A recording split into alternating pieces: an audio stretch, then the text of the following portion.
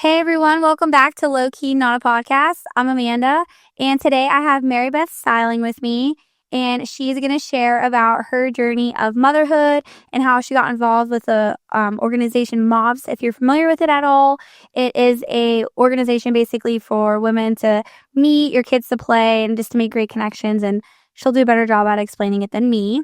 But to start it off, Marybeth, you want to go ahead and tell us a little bit about yourself? Sure. So my name is Marybeth. I live in Beaver. I have a husband that we've been married for almost 14 years, which is crazy. And we have 3 kiddos, 2 boys and a girl, Logan, Joel, and Lara. I've mostly been a stay-at-home mom pretty much since they were born. Kind of getting out of that a little bit. I'm still home, but they're all in school, so I've been trying new things. Yeah. I feel like that's every mom. Different seasons, different phases, always fun. So can you share a little bit about just like motherhood, like how it's been for you, how you kind of became a mom of 3, just if you've had any struggles, if it's been like all clean sailing, like just how has motherhood been for you? Yeah, so I always dreamed of being a stay-at-home mom. My mom wasn't really around much when I was a kid, so I remember thinking when I have kids one day, I just want to be at home. I want to be there when they leave in the morning, when they get home. But I didn't always think, I just thought it'd be this perfect world. And of course, it's not every day. But yeah, so my husband and I both agreed that when we were going to have kids, I was just going to kind of stay home. It's been a journey for sure. I always tell everybody that motherhood is the hardest job, but the most rewarding job for me. And so yeah, I loved being home, but as now they're getting a little bit older, they're all in school, I kind of get bored quickly. Yeah. And I'm trying to find what it is that God's calling me to do. Yeah, I relate to that a lot because my child is only 2 and still home with me, and I still get bored. Yeah. So I'm like, it's crazy, like, I don't know, like navigating. And I feel like too, you have to kind of like redefine yourself. Yeah. And I feel like a lot of moms I've talked to too, every kid you have, it's almost like you're redefining that role and redefining like who you are, because each kid takes almost like a different portion of you. Yeah. And a different, like, it's almost like a different characteristic too. So I feel like it is just like kind of loud, but it's fun. Yeah. They're all yes, fun in all ways. Yeah. Hard and challenging, but fun. Yeah. I wouldn't want, it's been my favorite job for sure. No, I agree. It's definitely like the most fulfilling, but then it's also like the most like exhausting and the one that knocks you down and humbles you the most too. Yeah, and they forgive you quick. Yes. Kids can be screaming at you and then love you. Yeah, minutes later. No, it's very nice to have that. Not like women in our lives. Yeah, but that never talk to us again. Yeah. But the main reason I really wanted you on here was because I love your story and how you got into the MOPS organization. Like, I keep calling it an organization, it is, but how you got into MOPS when you were a young mom, and kind of now you're leading a group, which is so awesome. So do you want to share first a little bit of like how you heard about it, got involved with it? So it started when I was pregnant with my oldest, who is now 11. Somebody told us about it, and I was like, because I was working before, and I was like, what am I going to do? Be home by myself? I don't know any other moms. So they told me to go to this organization called MOPS at this church, and I didn't build up enough courage to do that until I had my second kid, which was 2 years later. My first MOPS experience, I did not know one single person, and God has changed me a lot, which I'll explain that a little bit. But when I started MOPS, I was super quiet. I wouldn't talk to anyone, and I still remember my first day walking into MOPS. I had double stroller that I didn't know how to open. Yeah, I had a 19-month-old, and the baby was like a week old. I was trying to get this double stroller open and to get in there, and I walk in and I didn't know not anybody. So that was a very terrifying experience for me. But it was good. It was like my first step, I think, that I needed to take to meet friends, because I didn't feel like I had any friends. The first year MOPS was very, it was good. It just, I don't know, I didn't really talk at all. And then that summer, they asked me if I would want to be a leader. And I was like, you got to be kidding me. I didn't talk to anyone this whole year. How do you think I could be a leader? But obviously, it was God like preparing my steps, I think, along the way. So I agreed to it, and I said I would. And I think that year of me leading, being a discussion group leader is what they call it, was me stepping out, and you kind of had to make play dates, talk to people. And I got to this season in my life that I told my husband, I was like, if I want to be a good friend, I have to, or if I want to have good friends, I need to be a good friend. Yeah. So Really I good. worked really hard to make friends Yeah. because I didn't have any. And so I won't say it was always easy. There's a lot of people that you would ask them, hey, you want to go? You want to do this? And they would say no, or they can't, or, Yeah. you know. But yeah, and so it was a journey, and that was years that I was in that MOPS ministry. Yeah. I don't know what I would have did without it as a stay-at-home mom. Yeah. Because like my MOPS days were the day we met twice a month, and I looked forward. We got hot breakfast, Yeah. free childcare, and it was always a great message, Jim. Yeah. But that was like my first intro, Yeah. I'd say, into MOPS. Yeah. I think it's so good too, like the free childcare. Like I don't think you realize how much you need it as a mom. Like I feel so bad for the stay-at-home moms that like don't have access to that, or like that don't get that, because it's like you can't even like I even like remember like trying to like, even like for instance, if I didn't wake up early enough and read my Bible before Anaya wakes up, Yeah. like sometimes even now that she's 2 and understands a little bit better, and now I can kind of put the TV on like if I need a moment, but it's like even then still it's like mommy this, mommy that, mommy. It's like, and then like I always laugh because Matt's like, how are you not like able to answer my question? I'm like, you don't understand. It takes me 20 minutes to get out of mom mode. Like I have to reboot, reset, and then like get in mom mode, or like get in work mode, or get in podcast. Like I have to get into something. Even like when I get coffee with people, I'm like, I'm so sorry. I literally like all I'm thinking about right now is like my kid that's 2 feet away touching things they shouldn't be touching right now. The focus, because you're so used to, you have to be watching and listening at all times. But when you go to coffee with an adult, you can actually focus on what people are saying. Yeah. Which is hard to do. Yeah. I love what you said too about like it stretched you. Yeah. Because I think that's like really relatable, because I feel like one, God's always stretching us. And whether you believe in God or not, something in your life is always going to be stretching you. We're always like new experiences, new people. This weekend we had at our church a women's retreat. And I was like, I did not know going into it, I didn't know who was going to be there, because obviously like I'm not like on the like leadership team or staff or anything. So I didn't know like who was going to be there. So I kind of had to like go there and not know anybody. Usually Matt's with me when I'm not with Matt. Like I always have somebody with me, I or Matt, to break the ice for me. So it was like something I had to do for myself, which it's been so long because I've always worked with Matt. So it's like I've really never done anything for myself by myself in a really long time. And so going into it, the first night, I was like, I am so uncomfortable. Like driving there, I was like praying so much. I was like, God, like don't let me be uncomfortable. Like don't let me be like just help me. Like just make it a good experience. Like I don't want to not like our church. Like I want to love our church. But I was to the point where I was like, I didn't feel like I was connecting with anybody. We live so far away from everybody. Yeah. It's not like super far, but 35, 40 minutes for a play date is like far. For sure. And so I was just like I just want to connect with people who are my age, who want to grow in their walk with God, and who have children, and like they just get it. And so we're there, and the first day, like the first night, like we're eating pizza, and I'm like kind of talking to people, like, you know, just like that awkward like small talk. Hi, I'm Amanda. I'm from Beaver County. Like they're all from Pittsburgh. I'm like, I'm from Beaver County. And they're like, oh, you drive so far. Like that was basically the highlight of my conversation the first night. And then we go into like service, and I sat down. And I sat by myself for a second, and the pastor's wife like came over to me, and she was like, "Are you sitting by yourself? Like, let me move you to someone." And I was like, honestly, I said no. I said, I think this is really good for me. I need to sit by myself, like for a second. Like obviously there were so many people there that someone had to sit next to me, and it happened that eventually, I knew the lady. She was in my discipleship group, so I like knew her. But that whole weekend, I just felt God speak to me. How am I ever going to use you and grow you if you don't sit in your uncomfortableness? Yeah. And so I literally, for the rest of the weekend, I just prayed that God, like, I want to be uncomfortable all weekend, and I want to learn how to deal with uncomfortableness.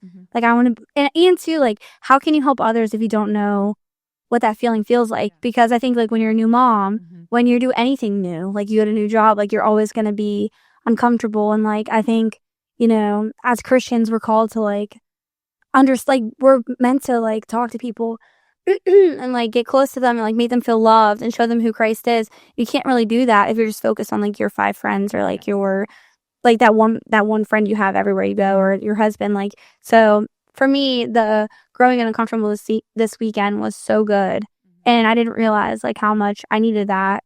And so hearing you say that, I feel like that's such a think that it's hard to do as a mom sometimes because you have your kid with you always. Yeah, I think that's what I noticed, that a lot of moms, even now, they're like comfortable is their kids are with them because that's all they know. They've just known the mom mode. They don't even know who they are because a lot of moms forget themselves.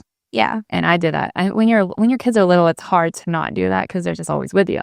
Yeah. If you're home with them, I guess. But yeah. either way, like you're always thinking about them. You're always you can't see yourself outside of being a mom sometimes. Yeah. And so, yeah, I think it's good to challenge yourself. Yeah. And I don't know I still don't know how I got there that day because that was not. I think that's so funny. Yeah. I'm still to this day, sometimes I'll tell Matt, like, why it is 2025. Why is baby stuff, like, why has it not changed? Why is it all the same? Why is it not easier to open? I mean, some stuff has gone a lot easier, but even like some of the toys and stuff, I'm like, why are these so difficult to like fit together and deal with? Yeah, I think I was very nervous that day, and then I was sweating, and yeah, it was, but I got in, and yeah. But I tell people that now when they first come on their first MOPS days, I was like, also too now I remember what it was like to feel uncomfortable walking, whether it's MOPS or walking into a new friend group, a new gym, a new church, whatever. Yeah. Because now my favorite thing, it's how God has changed me so much in 10 years. I love walking into a new place and meeting new people. It's like my favorite thing to do. That's all. To meet new friends. So yeah, it's proof that it's proof that when you like stick to something and you stretch yourself, like it does get easy. Yeah, because people don't believe me, but I say all the time that it's God. It was only God that could bring me from one place to a new. Yes, and like on that, how do you feel like God really like stretched you through MOPS and like leading, and then now like doing like you're like the main leader now. So like how do you think God's like stretched you and grew you through those seasons? Yeah, so I did MOPS for, I'm trying to think how many years, maybe 7 years, kind of like in that same organization. And then I kind of feel like, we actually ended during COVID, which is kind of sad. It kind of ended. But all of my friends that I have now, 80% of them are my MOPS friends from back then. Yeah. So it's cool. So we stay connected, but I kind of got out of that season, and then the kids got older. And then my church had a MOPS ministry, and they didn't know if it was going to keep going. And I just kept saying, God, I'm over MOPS. My kids are like getting older. And I just really felt like it was not my season anymore. And I know deep down, like I felt like I was a helper at MOPS, but I never truly thought I could be a leader or director, I guess you call it. I don't know. And this one time I was listening to a podcast, and it was about this mom, and she was just kind of telling her story. And as I was listening to her story, it sounded so similar to my childhood and how she didn't have a great mom, and she didn't think she could, I don't know, lead a MOPS ministry because that's kind of, and I was like, oh my gosh, that is so me. Like I never thought I could lead a MOPS ministry and help other moms when I didn't even think I was a good mom because I didn't have a good mom. And at the end of the whole like podcast, they said she was the MOPS director of like the nationwide one or something. And I was like, okay, God, I get that you want me to run this MOPS ministry. And so that's when I chose to do it at my church and start it there, which was really cool. And I didn't even know what I was doing, but as far as like leading the actual MOPS thing, but, and I just invited some people, and Amanda was there, I think the first day, and I was like, I don't know if we're going to have 5 people or 20 people. And we had, I don't even remember, but a good amount. That's a really good bit. Yeah. I was shocked. And so, I don't know. It worked out. Yeah. How did you like, can you like go into like a little bit of like the process of like knowing that like you were like that calling that you felt? Like, was it just like a knowing in your heart?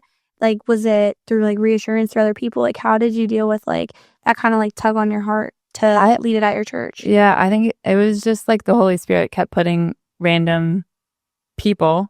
I think like that's what he does for me. I don't know. Everybody I think hears from God differently. Yeah. But I'll hear different people talk, and I'm like, oh my gosh, they could so benefit from this kind of ministry. And I think that's where Moms is like a very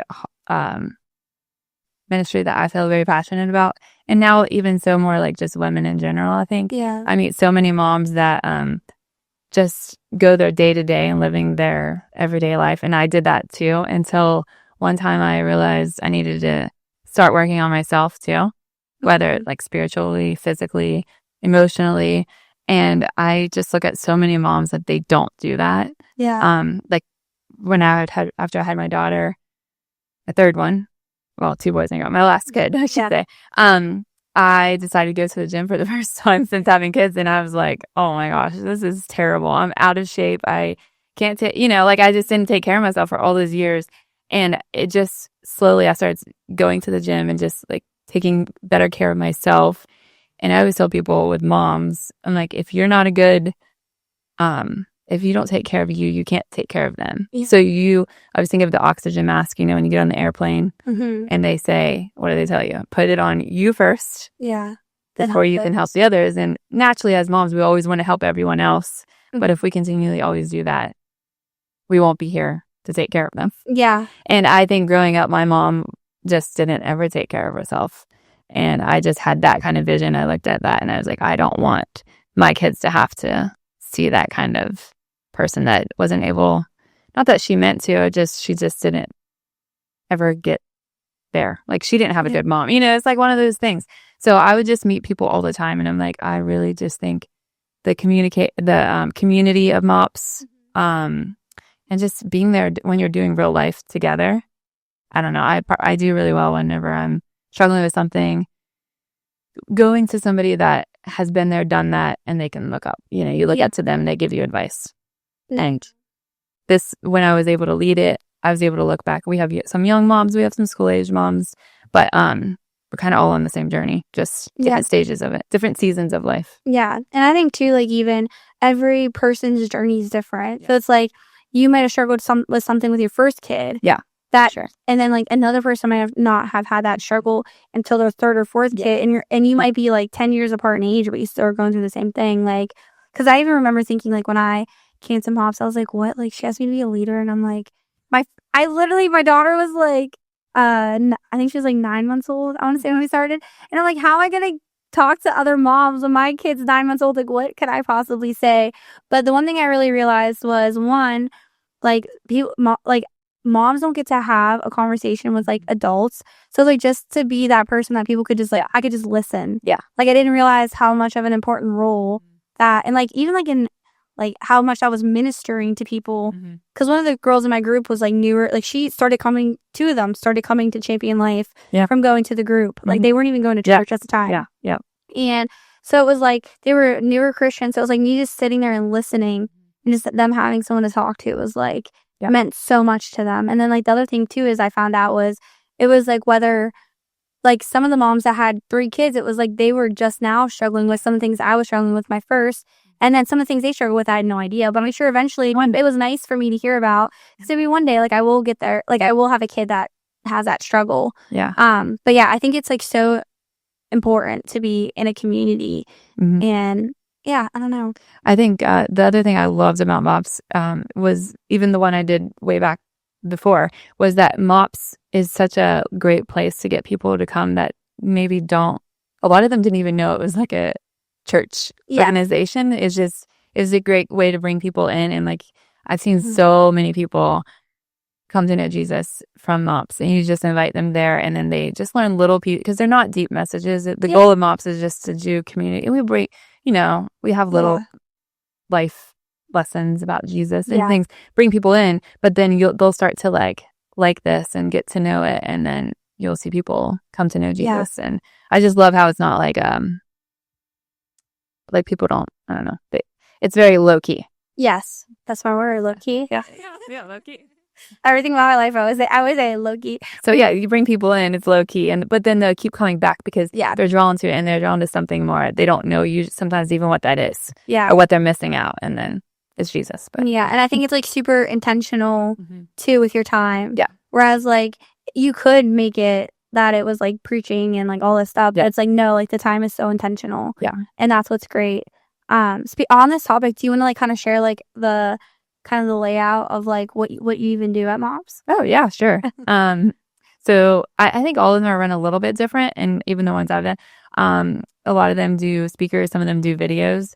MOPS organization has a whole website, and it's incredible. So you become a MOPS member, and they give you all the curriculum you ever would need. So you can watch videos every single week. The way we kind of run ours is we meet, have food, talk, drink a lot of coffee. And we meet twice a month. So I like one of ours to be like with a speaker if we can, and one maybe via video. We'll throw some craft days in there. But typically the day is you take your kids downstairs and then you hear from a video or speaker, and then we'll break out into little discussion groups. So you're in a little bit of a smaller session and you have a guided questions and you kind of all answer if you'd like. But that's a place where I feel like a lot more people become more vulnerable through the year as they get to know each other and get a little bit closer. And then we have play dates and mom's night outs. I like random things, but yeah, a lot of time to connect and talk and make friends, which I think that's like the most important thing.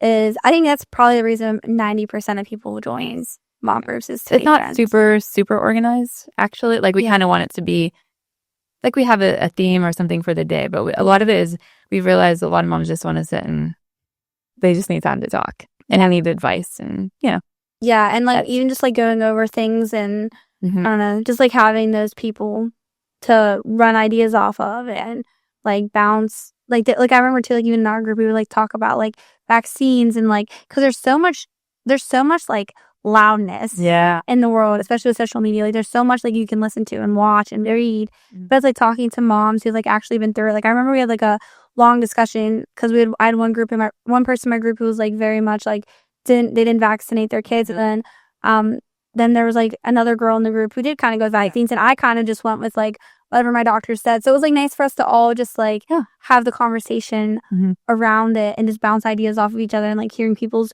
point of view where you're not being like overwhelmed with like everything. And like too, I always say I love like hearing cliff notes of things. So I don't want to read a whole entire medical journal on something.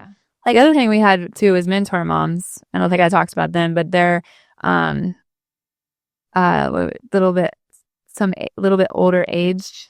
Like I maybe could be a mentor mom at this point, but they just have kids that they've already been through it. So I love them because they have just a wisdom from a lot of us that they have like older kids and they're there to answer the questions that we don't know. And then we have the mop-out workers in the basement that watch our kids. It's all volunteer based. Which is amazing and incredible. And it's awesome that your church has people in it that are willing to do that, which is so nice. And I know like a lot of people probably struggle with finding volunteers. Yeah, for sure. Yep. Yeah, that's been cool. So to kind of like pull everything all together, and this will be kind of ending a little bit, is what is one piece of advice that you would give to a new mom who's really struggling? A new mom, I would tell her to don't forget who she is as a person, because that's something as new moms we all do, and that God called her to be that child's mom for a unique reason. She's the only one that can ever be that little one's mom, and so to not forget who she is in Christ and in her own self, but to always remember each day, like I think I said at the beginning, but each day is a new day, and you're gonna have a lot of days that are really long. I still have this board that somebody gave me when my kids were little, and the days are long, but the years are short.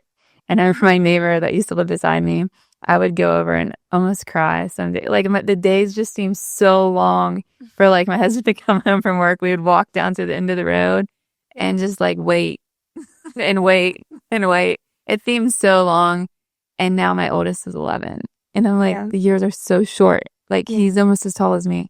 And I'm like, how did these days, but those long days when they're little and you're lonely, find like MOPs or just neighbors, find people that you can just get coffee with, find, little things that you can do to get yourself out.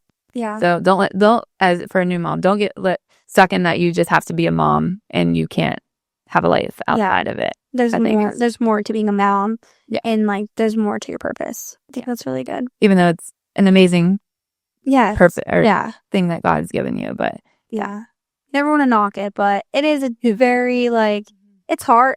Like I really struggled adapting to being a mom, because it was just like I wanted it so bad, and then I got so guilty because I was like, why am I struggling? Yeah. Like, you wanted this so bad, like you prayed for it. Like, I basically changed my career path in college, like my degree, because I was like, I want something that I can Be a mom. with. I don't want to go for something medical, then be stuck doing that. And so it is challenging. You have to navigate it, and it always works out okay. Our kids are all going to turn out okay, hopefully. Yeah. And all the seasons, now that I've been through a lot of seasons of my kids' ages, I always say I love every season, and every season's hard in different ways. You know, when they're babies, like I said, the days are really long and you have to do everything for them, but they're always happy. And besides, crying about, but they don't have like hard things. And now, when my kids are starting to be, I guess you call them tweens. I don't even know. Yeah. I think that's what 11-year-olds are.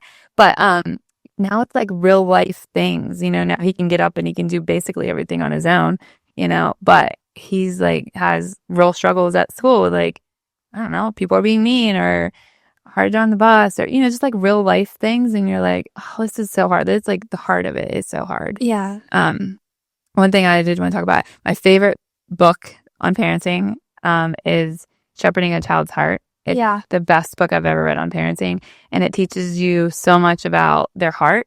Because I always tell my kids, and like the one thing when you grow up, I just want you to have a heart for Jesus. Yeah. And I think so many parents and moms as us, we get caught up in just like the everyday and telling your kids, no, don't do that. Don't touch this. Don't do that. And when they're 2 and you got to make them survive, like you have to.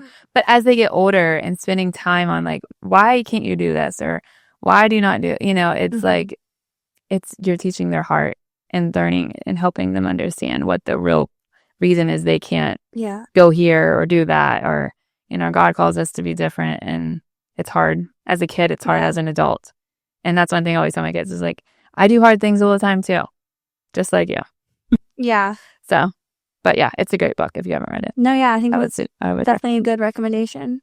Yeah. I haven't read it, but I've had other people tell me that it's really helped them with like just navigating too, because even like you don't want to constantly be like spanking your kids. Like, yes, like that's definitely like a newer thing of like we are trying to like explain things. And it's like, well, I forget, someone told me in the book, it's like really good at teaching you how to like explain things to your kids. Yes. And like how like keeping consistent with like explaining it too, which is really good, because I even found like sometimes like I'm like explaining things and she's just like, why? Yeah. Why? Yeah. Why? I'm like, I don't know, because it is that way. Like the other day we drove by, I forget what, and she was like, what did she say to me? She said, Mommy, like, oh, Mommy, why that car like that? And I was like, what car? Like she pointed to like a van, and I was like, I don't know, it's just a van. And she's like, why big? And I was like, why is it big? And she's like, yeah. And I was like, because so they can put more things in it. And she was like, why? And I was like, I don't know. Some people need more things than us. Like, they'll keep going with the why. Yes. And I was like down this rabbit hole. And I was just like, what is happening? Like, and then at the end, I was finally just like, I don't know, it's just that way because it is that way. Yeah. Like, I was like, some man built it with his hands and was like, this is going to work. Yeah. They love the why at that age. Oh my gosh. But then even as they get older, they'll be, why can't I do this? Why can't I do that? I know. And it's so easy to just be like, because I said so. Yes, exactly. It's so easy. And that's kind of what I think the whole idea of is like, okay, no, you can't do this, or why you shouldn't have hit your brother, or why, whatever it is. But it's like just spending the time, even when you don't want to, or you don't have the patience to. Yeah. But explaining to them why. Yeah. Giving them the answers. No, for sure. Not all the time, but most of the time.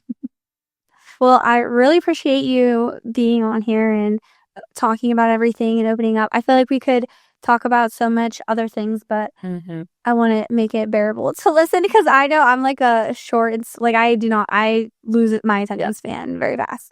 But I really appreciate you being on here and talking about everything and being open and explaining MOPs, because I feel like a lot of people too like don't know the resources they have in their area. And MOPs is a global, or not, is it global? I think it's global. Yeah. I think.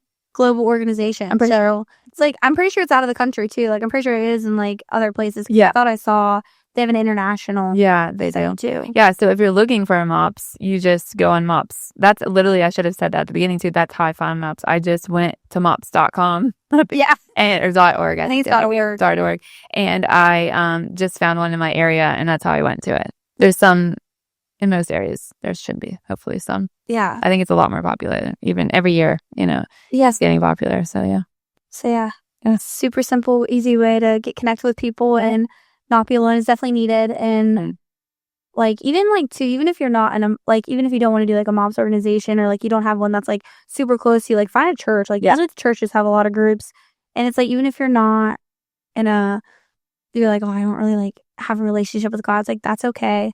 Like, just show up because you can't do it alone. Like, it's really, or you're going to have a really difficult time doing it alone. Like, why make it so difficult? Yeah. Like, why not go the easier route of having people around you who are going to help you and encourage you through it? For sure. But yeah. So I appreciate you on here. Yeah. And thank you everyone for watching. Make sure you subscribe and we'll see you next week.